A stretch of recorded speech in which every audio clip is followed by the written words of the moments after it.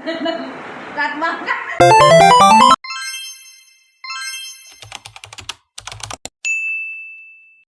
Ngayon, ng iba't ibang uri ng tunog. Alam mo na ba yun? Hindi pa. Ano ba sita? Oh my God! Ah! Parang alam ko na to. Ganyan mo. Ah, hindi, ganyan lang pala. Ano ang tunog ng aso? Oh! Oh! Tunog ng pusa. Meow, meow, meow, meow. Tunog ng letter A. See? A. Anong tunog ng letter A? Lagi alam.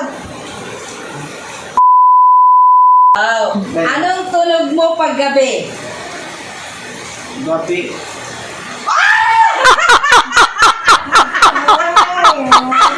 Paggabi ka, magaling ako. Grabe yan tunog paggabi. Oh! Sakit!